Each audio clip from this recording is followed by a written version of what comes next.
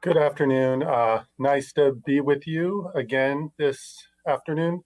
We have a lot of information to go over, given where we are with cases and just the environment in California. So we're excited to dig right in. So the map of the United States. I think many of you have been watching it either on your nightly news or in the newspapers or on the web, and you see that many states in California are experiencing high increases in case rates. The governor talked yesterday about test positivity in parts of the country that go as high as 25, 30% test positivity, largely in states where they're often testing the most symptomatic or only symptomatic individuals, unlike in California, where we do a great deal of testing of those who are either asymptomatic, pre-symptomatic, or not infected at all. So we see that the Midwest experiencing quite a significant increase in cases, but really states right next door to us where they've experienced surge. California, as you've been tracking over the past couple of days, we ourselves have seen increase in cases as well in many parts of our state, something that we're closely watching. And in the backdrop of our tier assignments today really gives that context. I like to think of it as the sort of level of COVID transmission is generally higher in this environment than we've seen over the past many weeks. So what are we seeing in terms of case numbers today? 5,367 reported cases today. I'll remind you that our Tuesday reporting number is really looking at a 24-hour period from Sunday morning to Monday morning. We work through, validate those cases over Monday afternoon into the evening, and then report them today, Tuesday. So this reflects Sunday data that is often lower in terms of the number and reported. You saw in the previous couple of days where we've had case numbers over 7,000 statewide. Altogether, that's why we look at the 7-day average. Over 6,000 cases is our 7-day average. Total test and test positivity, we've seen an increase in test numbers, 176,000, over 176,000 tests done. And then our 14-day test positivity is 3.7%. I'll tell you, we also track the 7-day test positivity, which is 4.2%. We hadn't seen test positivities above 4 since the end of August, early September, just in terms of context of where we are. So 14-day test positivity, 2.9 back in October. Today, just 2 weeks later, 3.7. Similarly, we talk about hospitalizations and ICU numbers.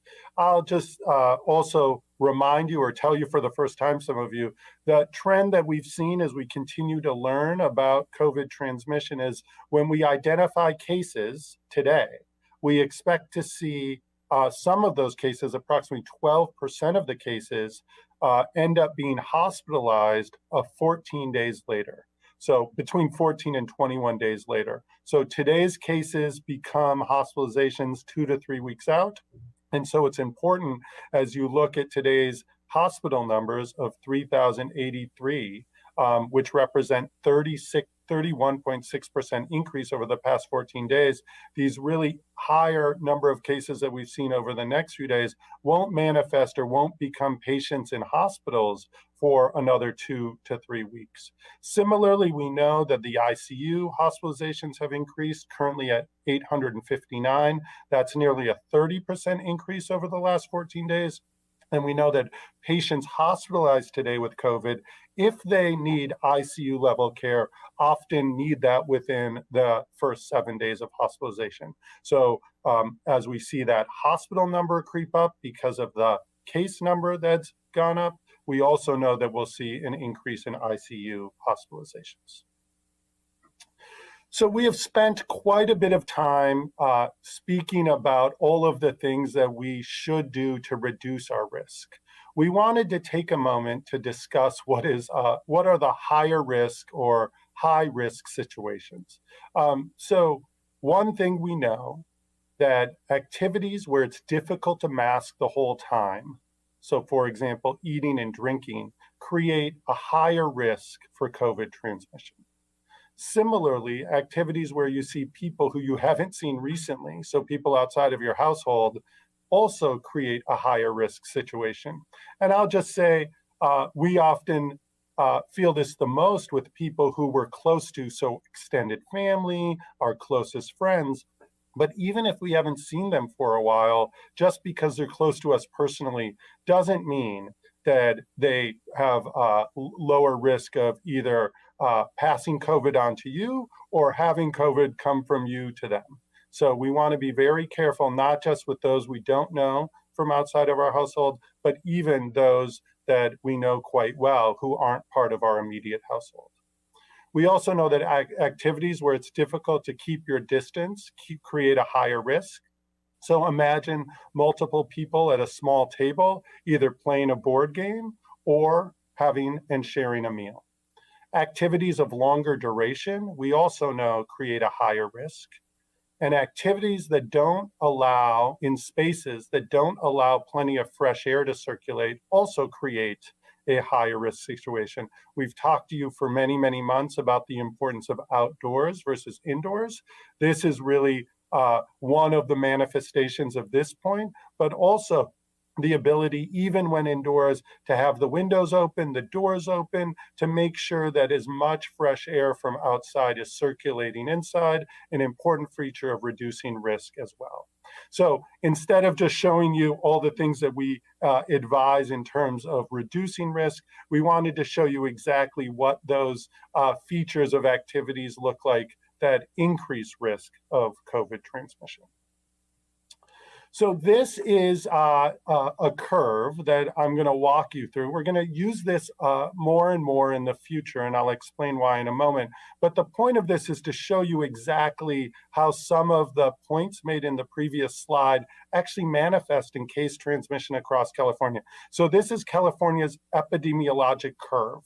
And what we mean by that, it's sort of the scientific way to say how we allocate various cases. And what this shows, each blue bar and the height of the blue bar shows a certain number of cases that are attributed to a specific day. So this isn't the day that the test result came into the state. It's not even sometimes the day that this test was processed or the test was collected. It's actually the day that we believe is the day that that person who tested positive had their first set of symptoms or indications that they were exposed and positive with COVID. So when you look at this curve, you'll see early on the left side, those early March, mid-March and early April days, after we did the first red line that you see going vertically, is when we did, as the state, the first state in the nation to do a stay-at-home order. And we see what was a orange curve, yellow curve that was going upwards begin to flatten. That's our first effort to really flatten the curve. And we did a pretty tremendous job over those first many months of our response to COVID. And then the second vertical line shows when we, after seeing some increase in our openings, an increase in mixing, and increase in cases, when we did statewide our our statewide masking order, which really advised all of our citizens to wear a mask in many, many of the settings outside of their household. And at that point, you see over the next few weeks that we begin to, even though it's pretty steep, that rate of rise starts to reduce, and we start to see us working towards the peak of our first real surge in cases in California. The last red vertical line right around the middle of July shows when we'd seen such high levels of cases that we put more of our sectors that were open indoors, and we required them to close to indoor activities and move them outdoors. So restaurants, some bars in some regions were moved outdoors, others were in other reasons, they were closed down outright. So we start to see this move between moving things outdoors, reducing the number of activities where you can't stay masked throughout the entirety of the activity, that those changes were the ones, along with that statewide masking order, were the actions that helped us bring down the curve from those high peaks in the middle of July and begin to move into the really flattened curve that we enjoyed over the last many weeks. You'll see at the very far right, that yellow shaded portion, that the blue bars are starting to increase again, and we're starting to see a number of counties and statewide just an increase in the number of cases. And that is what we are concerned about. That is why we are watching things very closely. And that is why today's announcement, when Dr. Pan announces the tiers, you'll see a number of counties moving from towards a more restrictive tier as we expected and anticipated even last week. So again, this is a reminder we have done a lot together. Over the last 8 months, many individuals across our state did tremendous things to decrease transmission. Many of us wore our face coverings. We've limited our mixing. We've avoided crowds. We've continued to practice those important things like hand hygiene. We've stayed physically distanced. And many of us, when able, have stayed home when we're sick. We know that this is hard. We know many people feel exhausted, they feel isolated, and they're impatient. We talked last week quite a bit about COVID fatigue. I even talk about COVID resentment. We know that this is hard work, but we must do more. Yesterday's hopeful news about effectiveness of vaccines and what we hope months down the road will be another tool that helps us get through COVID and through this pandemic is indeed good news. But we know right now we must do more. The virus is not over just because we're tired of it. It doesn't itself put its guard down. It looks for opportunities to spread. And many of those activities that we highlighted as higher risk are exactly the opportunities for spread that we want to be laser focused on. Invite all of you to be our partners once again in trying to reduce risk so we reduce transmission, flatten the curve again, and make sure we can soon enjoy many of the things that we've missed for the last many months. So with that, I want to invite Dr. Pan up to talk about our tier assignments for the week, and then I'll be right back with you to take any questions.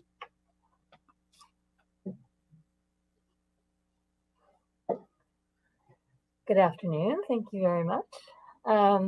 So as mentioned, it's my turn to talk to you today about where we are with our blueprint for California. So as you've seen every week with this structure, we have this blueprint that we had unveiled that outlines the criteria for loosening and tightening restrictions on activities based on the levels of disease transmission that we are seeing, both at the county level and statewide. And as I can remind you, every county is assigned to a tier based on test positivity, adjusted case rate, and our health equity metric.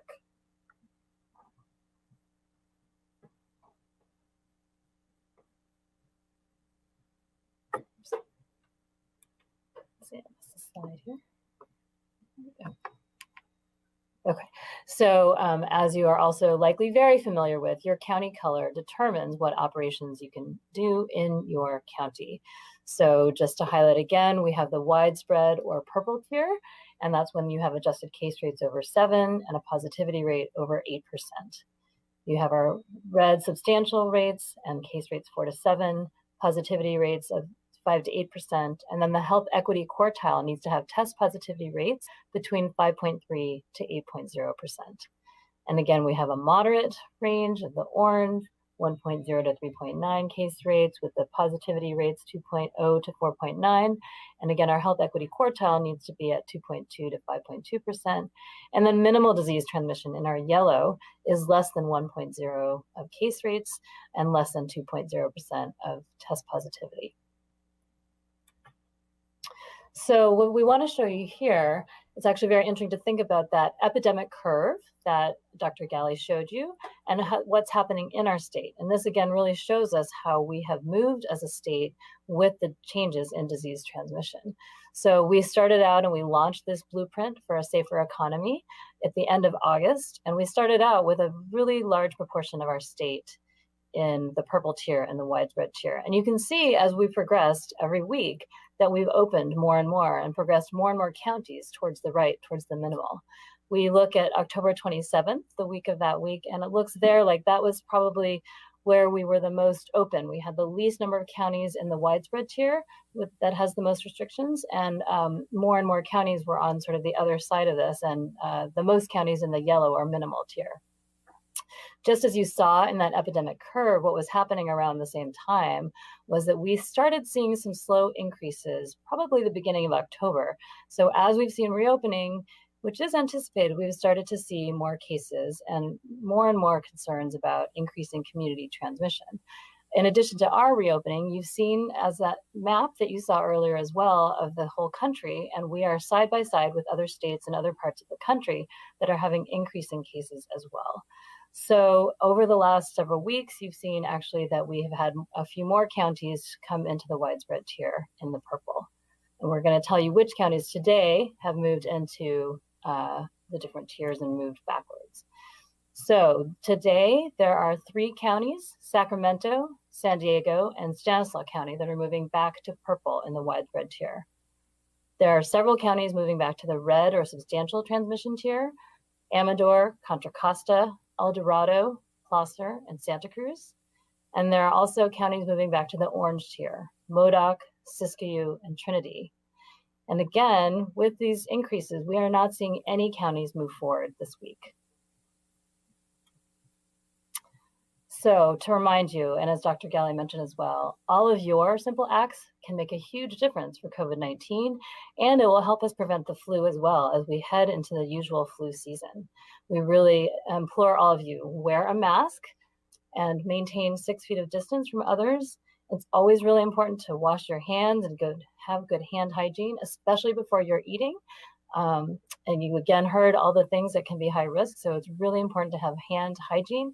That is actually much more important than cleaning surfaces and other things like that. It is much more important to be cleaning your hands, washing your hands before you're touching your face or before eating.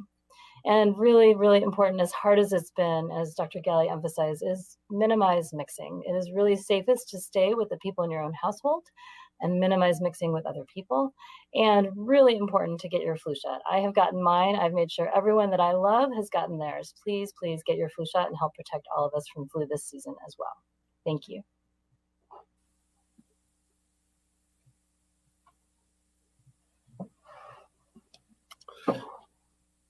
Thank you, Dr. Pon.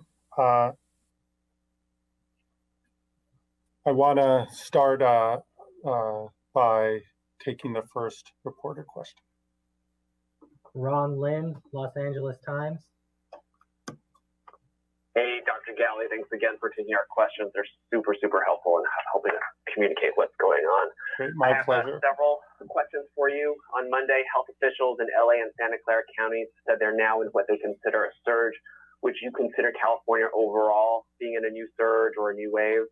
Are the main drivers of this surge really small social gatherings and not other things like workplaces? And if it is gatherings, how will you convince Californians to not gather during the winter holidays, given I've heard from a lot of people, some people really, really want to make this one exception because they feel like it's a long, difficult year. And finally, do you think we'll have to go into more stringent closures than what's currently allowed in the purple tier, or do you think the purple tier is really, good enough in terms of dealing with a surge in cases? Thanks so much. Yeah, no, thank you for your question. Exactly to your point, we answer, and I enjoy taking time with each of you so we can communicate to the broad public a clear message, a consistent message, and a relatable message. So that Californians feel like they're empowered and equipped with the tools they need to make good decisions and reduce risk. To your question about surge, I think a number of counties are indeed experiencing quite high levels of cases, not necessarily the highest they've ever seen, but certainly compared to the lows we've been experiencing over the past couple of months and that downward trajectory, we are certainly seeing almost all across the state an upward trajectory. And so those things that gives us concern. Is California in a surge? Hard to say, unclear what the exact definition of that is, but clear that we are seeing increased cases. And as Dr. Pond just outlined, first week since we started moving counties forward to less restrictive tiers, that we've had no county move to a less restrictive tier, only a number of counties moving back. And just to reiterate what Dr. Pond was indicating, as we look forward to next week and we see which counties may have missed their current tier threshold this week, we anticipate if things stay the way they are, that between this week and next week, over half of California counties will have moved into a more restrictive tier. And so that certainly is an indication that we're concerned and that that we have to keep a close watch on what's happening, not just because the cases matter. We often use case finding in order to be able to identify where transmission is happening and to bring to bear those tools of contact tracing, disease investigation, and isolation in order to reduce transmission.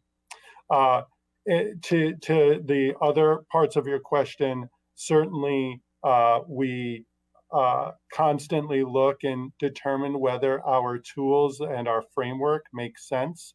As the governor indicated yesterday, we feel that the blueprint is working, that exactly at the time we're seeing increases in cases statewide, we are beginning to see counties move to a more restrictive tier. We talk about not just loosening restrictions through the blueprint, but when needed, tightening. So we believe California has a framework that is going to help us get through the next many months, but we evaluate it constantly. A number of counties asked us to look at their data, to take into account certain conditions in their county as we think through that. But certainly because there's generally more transmission, more community transmission, we are certainly quicker to work with our counties to make sure that we don't miss a beat. And if a county does need to go into a more restrictive tier, we do that in a timely way to make sure transmission doesn't get away from us. And we've seen it before where little bits of transmission increases end up resulting into quite radical and what some people call exponential or high rates of rise transmission, which is exactly what we want to avoid statewide. Julie Watts, CDS 13. Thanks so much for taking our question, Doctor. Actually, if you will, we have two questions. The first is regarding youth sports. Thousands of youth sports athletes are traveling out of state every weekend just to compete against other local teams because California is one of the last remaining states where competition is still not allowed. So 3 weeks ago, you said that updated guidance was coming. We have been overwhelmed with emails from parents and coaches who are desperate for answers. So doctor, can you tell us today, when will they get those answers? And actually, from a public health perspective, are you more concerned about kids getting COVID on the field locally or contracting it while traveling to states with higher COVID rates and then bringing it back here? And then one more regarding the Perkin-Elmer lab. Dr. Ghaly, CBS 13 has uncovered a surprisingly high number of inconclusive test results coming out of the state's new lab in its first week. Have you identified a problem or a solution yet? Sure. So thank you for all the questions. So look, I'm a father of 4. My kids are also desperate to find out when they might return, not just to practice and conditioning, but competition as well. So I join the ranks of parents who are concerned and want to see California guided by science and data, but also finding a way for our young people to have that important outlet, that important expression of activity. So I share with many parents, and I know a number of people on our team do as well. So I say that to begin. We are, and I said it before, close. These are not easy guidances to put together. There's not just the competition issue, but there's the conditioning issue. There's understanding how we continue to drive through our equity lens to make sure that there's important broad access to all of these opportunities. And I will say it to people who are close friends of mine, others around the state. I hope that we find a way to hold on a little longer, that we understand that moving into states and other areas with higher transmission is risky, not just for that team, but for the community that they return to. So to answer the second part of your question, or the second question you had, absolutely, we want to find ways to discourage people from traveling long distances to play other teams, play local teams, because it's allowed there. We know that these are difficult times. We are working to make sure that we have solutions that are appropriate for a state the size of California, not just from the geography, but from the population size as well. So soon, but not quite today, that guidance will be out. And I, like you, have heard from hundreds, even close to thousands of parents and concerned coaches as well. So we are certainly interested in getting this out soon. With regards to PerkinElmer, a new lab often goes through some important validation periods. We did identify that a number, even a higher number than expected, of tests in the first week came back inconclusive. We have been working closely with the PerkinElmer team, with our lab directors, with the staff, to ensure that we have identified the reason for that and corrected it. We believe that we have. Not only time will tell, but we're continuing to watch closely those results. To get into the weeds a little bit, certainly one of the validation steps that confirms that the necessary sort of chemical reaction to run the test didn't occur for some of those inconclusive tests. We've identified some of the issues with why they didn't occur and have since corrected it. So we feel like we're on the road to having fewer inconclusive tests, so that the lab can do what it was meant to do, which was provide timely information about someone's COVID status to equip public health departments and other entities to track the transmission of disease. And I would say that if you're one of those individuals from the PerkinElmer lab in Valencia, or any lab that receives an inconclusive test, if you were tested because you were concerned about your symptoms or your exposures, please get retested if you have an inconclusive result. We will, through our own efforts, try to expedite the result so we can give you more timely information. And until you get that result, you should take appropriate precautions to protect yourself, protect those around you, and make sure we don't have additional transmission as we wait for that result. Melanie Woodrow, ABC 7 News. Thank you very much for taking the question, Dr. Ghaly. Appointments for essential workers at the SF testing sites appear to be booked out for the next couple of weeks. I reached out to the COVID Command Center about that, and they are telling ABC 7 News that the appointments are being prioritized specifically for essential workers who have symptoms or have had a known exposure. We know that a lot of people might be asymptomatic or uncertain whether or not they've been exposed to somebody with COVID-19. And for those who are traveling to the upcoming Thanksgiving holiday, even though that is not highly recommended, what should those individuals do if they cannot find a test site to go get tested? Yeah, I mean, these are great questions. We agree that prioritization should be for individuals who are symptomatic and concerned with a significant close exposure. That said, we have worked hard county by county and statewide, and the exact reason we brought on a large new state lab with the goal of reaching 150,000 new COVID tests a day was so that in the times when we're seeing cases increase, when we have more people who are experiencing symptoms or had close exposures, that we can continue not just to test those individuals, but continue to test people broadly across our communities. That helps us not just from a surveillance perspective, but it gives us confidence we're finding those asymptomatic or pre-symptomatic cases and have the chance to reduce transmission through the additional contact tracing and isolation protocols. So it's a vital strategy for California. We talk about case finding. We are serious about that. We want to find the cases, not just the more obvious people who have symptoms and are likely closely exposed. Identifying those individuals is, of course, important and useful, but equally important is finding those people who may not know they're positive so that we can help wrap around them and ensure they're supported to reduce transmission. So my hope is not just the site that you mentioned, but all sites in California can continue to allow all comers to get tested. We will work with county by county to make sure that that does occur, especially as we continue to support schools and other essential areas of our communities to not just stay open, but open anew.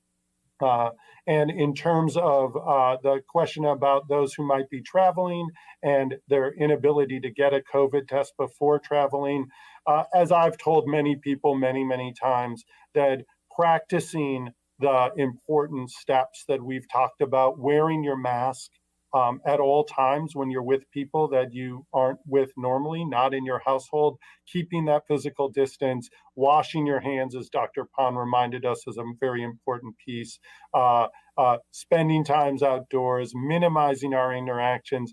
All of those things are important to reduce our risk of transmission. So if you aren't able to get a test, and even if you are, right, the potential false comfort in a negative test one day just to find out that you really were positive the next if you were retested. It's the most important guidance to continue to follow these simple acts that can not just help us keep ourselves safe, but extended family and others that we may see during the holidays. Dan Obano, Southern California News Group. Thank you, Doctor, and thanks for the update on youth sports. I wanted to follow up with that, and I was wondering if you could please address high school sports that have also been under the guidelines of the CDPH since August 3rd about limiting to conditioning and skill work. Those high school athletes are, statewide are approaching their CIS competitions as early as mid-December. What would your message be to, high school athletes, coaches, families that are wondering if they're going to be able to play their high school athletic competition during this coming school year? And do you think a county's standing, tier standing would dictate, what they're allowed to do as far as competition? Thank you. Yeah, so thank you for the question, really a thoughtful question. And I would say, it has certainly been among the many challenges that we've had in managing the pandemic for our state is ensuring that young people, high school and even younger athletes have a chance to continue to practice, continue to improve their skills, and the lack of competition we know and have been hearing the concerns about. We are working closely with CIF and others, other youth sports leaders, interscholastic sports leaders, to ensure that we are aligned in the guidance. It will provide clarity as to when competition can take place. And to your point about it being driven or guided by our current tiering, of course, with lower degrees of transmission, either generally across the state or in specific regions or counties in the state, there is tolerance for additional, even some of the higher risk sports to occur, not just from the conditioning, but from the competition perspective. And when we're seeing high rates of transmission or counties that have been, in the purple and even red tiers longest, that they may not have as many of the higher risk sports return right away. But all of this will be released soon, working through some of those final details, and hope to get that out with a great degree of clarity in the near term. Mike Duffy, ABC 10. Dr. Ghaly, a lot of people have said that economic health should be considered when we talk about public health. Have you considered something like this as a metric? And what would you say to the business owners who are worried about once again having to shut down? Yeah, and we often, from public health, we think about it not just as health in the strict sense or COVID health. We do think about it very broadly. And a number of us believe and see evidence that working to control the transmission of COVID, making sure that it doesn't have the horrific impact in California that we've seen in other parts of the nation and other parts of the globe, is protecting not just our public health in the narrow sense, but our broad sense of public health, which includes our economic health. And I think I really appreciate your question, because one of the things we have all in public health been talking about, when we look at our response early in the pandemic, the message was very much about stay at home. We're going to give guidance. Please follow the guidance. We know as COVID fatigue sets in, people have even COVID resentment, that our messaging needs to shift.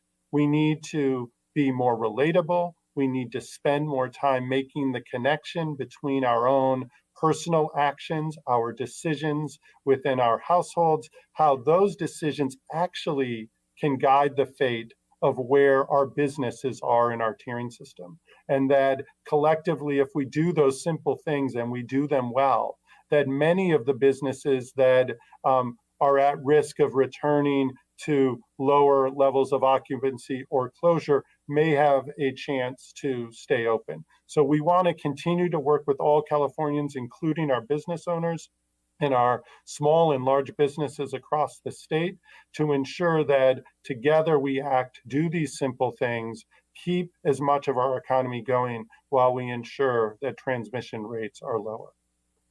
Tom Thompson, AP.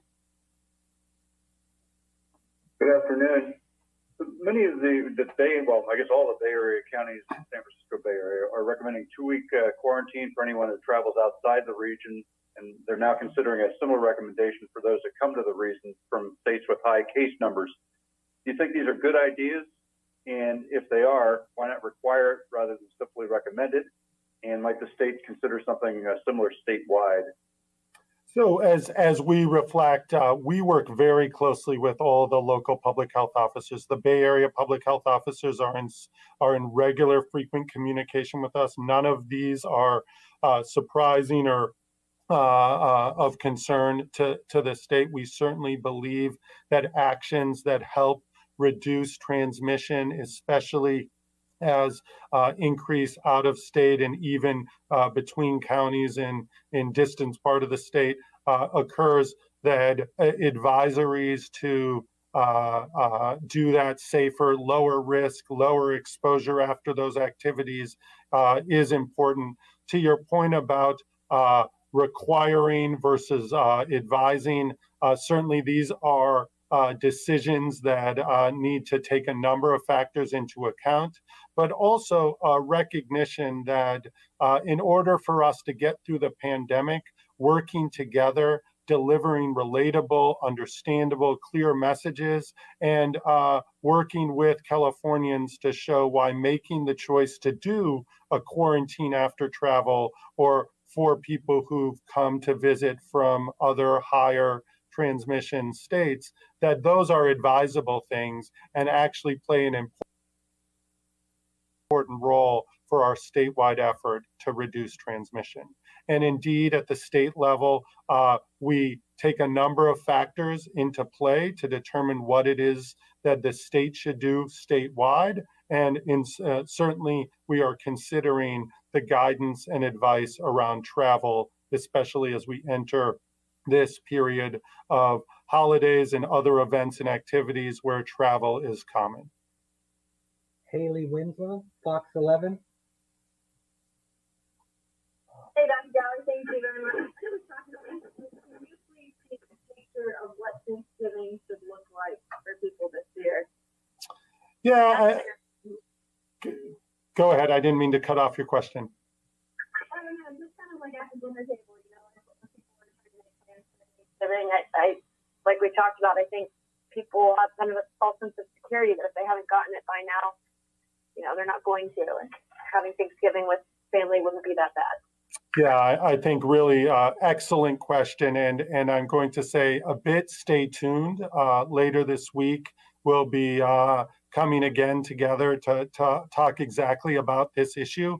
But in advance, I think it is important to say just because you haven't been infected or you knew you were infected at this point doesn't mean that you're protected or safe, right? Our actions on a day-to-day can really change our own risk profile for being infected by COVID. The slide that I showed earlier showing what high-risk activities look like, I think are exactly some of the points that I'll reemphasize. Activities that end up being close number of people in small spaces where you can't easily keep your mask on the entire time, that are long in duration, that include people within your household, but from beyond your household that you haven't seen in quite some time, and where air circulation from outdoor air is not great or even good.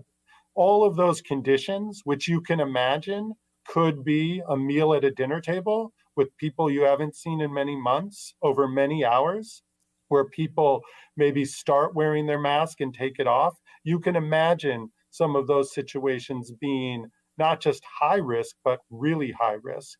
And the concern for that is real. And we do advise as much as possible that people make plans and make choices that reduce those types of activities as much as possible to manage our risk. We know we're entering a period where people not just are bringing their guard down, but they desperately want to bring their guard down. They're eager to see people and do things that they miss doing. And we certainly know that Thanksgiving this year is going to look different than Thanksgiving last year. But for us to get to the things we miss and love, we do have to make these hard choices. We do have to make these sacrifices. And we hope to be your partners in making those choices along the way. Brody Levesque, LA Blade. Good afternoon, Dr. Ghaly. Dr. Anthony Fauci, the nation's top disease infectious expert, just announced that if the Pfizer vaccine is readily available, he will be taking it. I have a couple-part question here because this has been a controversy and it's ongoing in certain parts of California. First of all, let's talk about the vaccine. We're being told by the incoming administration and other people that we're looking at probably next spring. Have you and Governor Newsom discussed plans for distribution of the vaccine at the point it's available? My understanding from speaking to the Vice President elect and the other members of the transition team that they're aiming at probably our first responders in California and, of course, our much critical healthcare workers, and then we'll go into our high-risk people such as nursing homes, people of that regard. And then the second part of the question is, looking at the numbers of the 65% jump in the last 2 weeks, what other preparations is your office taking since it's really getting out of control? So that was my two questions. Sure. So on vaccines, look, there's a lot of different news about where we are with the vaccine. I think we anticipate that there are that we're getting near approval of some vaccines. That does not mean that we know how much of the vaccine will be available nationwide, how much of that will come to California. I will remind you, as the governor has noted over the past few weeks, that our vaccine planning process is robust in California. Since April, we have had work groups and internal meetings around preparing for the vaccine. Over the past many weeks, we have made more public demonstrations around our preparedness. We have built a California Scientific Safety Advisory Committee that is tasked with confirming much of the data and the level of transparency and the safety of vaccines that come across through the FDA as available.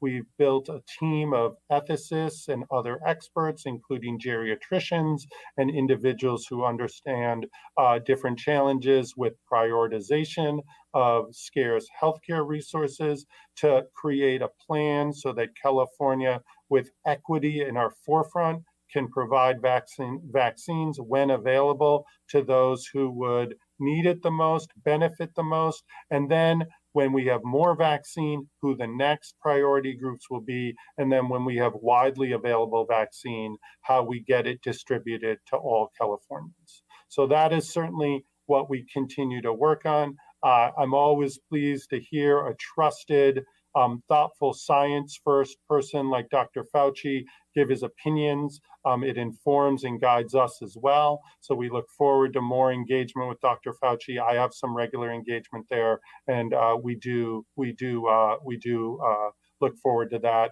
moving forward on the vaccine and the total global response. In your question about the level of surge, I think that's what we've been indicating for weeks. We are concerned about this high level of increased cases, whether you call it a surge or another term of art to describe it. We are certainly working to ensure that those transmission rates begin to come down. And that's exactly why on this Tuesday and each Tuesday, we discuss the tiers. And before we announce county assignments, we remind you that the blueprint is not just a strategy for thoughtfully slow, stringent loosening, but also for the tightening of some of our restrictions when we see exactly what we're seeing now. Spencer Custodio, Voice of OC. Hi, Dr. Ghaly. Thanks for taking our questions.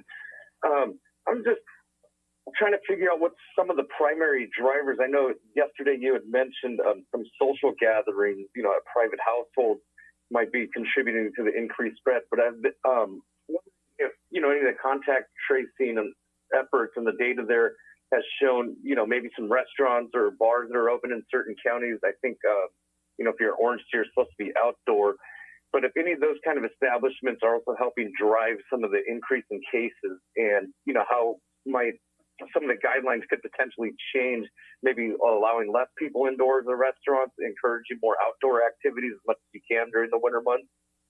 Yeah, I mean, very thoughtful question, Spencer. Thank you for it again. And as I mentioned yesterday, because of the contact tracing information, because of the outbreak investigations, because of our thoughtful engagement with people when they're getting tested to ask what their experiences have been, we do have information. It can always be improved. We work hard to make it more robust, but it does point towards certain activities. And each county is different. I'm impressed by how in some counties, one of the leading areas of transmission are, as you pointed out, indoor dining. In other places, it turns out to be something different. Let's say some outbreaks in places of worship. Consistently, we hear across all of the counties concern around private gatherings. Some people call them backyard barbecues. Some people call them household gatherings. Certainly many of the attributes of the higher risk activities that I outlined earlier go into play for why household gatherings, private gatherings are higher risk. We tend to take our guard down. We think it's safe because we know the people. Even though we haven't seen them in some time, they're longer activities. Even when we start outdoors, we move part of it indoors. Those sort of actions we know increase risk. So we shine a bright light on those activities because when we put out the clear guidance, sector by sector, business by business, those apply in one place. But our actions, our personal responsibility is also very key. We will continue to dig into those data, work with our local public health partners, dig in deeper to the contact tracing information that we have greater and greater every week. So we ensure that with better precision, we find those areas where transmission is occurring and ensure when necessary, we do limit occupancy if that's indeed going to help us reduce transmission or really encourage and even create an environment where activities move from indoors to outdoors. All of that becomes a little tougher during the cold winter months, but still we are going to work together through this and we will take the necessary actions as we see the data and science point us towards those actions. Lori Weisberg, San Diego Union Tribune. Hi, thanks for taking my question. I have, well, it's kind of a two-part question. First, I'm wondering, are you talking, obviously I'm talking about San Diego County, but are you talking to county officials who are trying to see if there's any way to avoid the restrictions of the purple tier, anything they can do other than ramping up their testing to sidestep what will be basically this third shutdown of indoor service for restaurants and bars and gyms? And second, are you worried about the unintended consequence of with this pandemic fatigue and businesses who feel they've done all the right things, saying, you know what, I'm going to take my shot, my chances, and I'm going to just stay open for indoor business if people want to come inside? Are you worried that you're going to see, and then maybe there's not the resources to enforce that? Are you worried about that starting to happen little by little with what you acknowledge as pandemic fatigue for both businesses and patrons? Yeah, so on the narrow San Diego question, of course, with every county, especially counties that are increasing spikes, we're always in close dialogue. I myself talk to many counties every day, whether it's their public health leaders, their elected leaders, answering questions, hearing perspectives, hearing viewpoints, and trying to relate and express our level of concern. But it also always comes with a hand of support, a hand of interest, in trying to figure out what is the next thing we can do, what is the current state of affairs, and that goes for San Diego as well. I commend the leadership there, up and down from their board to the number of people in their public health department and throughout the county who are really going through tremendous efforts to not just keep things open, but first and foremost, to pay attention to transmission, to recognize that this is a serious and deadly situation for many, and that we want to do what we can to reduce transmission. To your point about sort of the fatigue and businesses and patrons saying, well, I'm going to take the risk, we're tired of going back and forth. I mean, this is exactly why over the last few weeks, we really have felt a strong desire and need to transition our messaging, our communication to one where it isn't just about guidelines and restrictions, but it's about partnership with every Californian, figuring out what we can do to reduce our own risk levels, to make sure that we're doing what we can to reduce transmission so that those efforts can manifest in lower data and actually keep our businesses open. So I implore all Californians to sort of look in the mirror, ask what you can do differently. How much more can you keep your mask on? How much more can you work with your own communities, your own family members to plan events in a lower risk way? Each of those efforts makes a difference. We know that it does. We've seen it in our data for months, and it's together we can make that difference and be committed to it. So whether you're a business owner or a patron, I think there is more that we can do. And when we do it, and we do it together, we do see the rates come down. We've seen it before, we will see it again. Anna Berry Jester, Kaiser Health News. Good afternoon. Thank you so much, Dr. Ghaly, for taking our questions. Piggybacking off of your points about the drivers of infection, if personal and close contacts and household transmission are such a big driver, I wonder if there are additional mechanisms beyond the tiers with the opening and closing of businesses that the state is considering. You just mentioned a change in messaging. I wonder if there are other levers, though, like providing more resources to help people quarantine or isolate, changing or updating the paid sick leave rules that you put in place that might help as well. Yeah, so we do. We think about all of those things, and we agree that those are some very important aspects of things that counties can prioritize. The state has provided quite a few resources already to support that, and we're always looking for either improved messaging or additional services and support.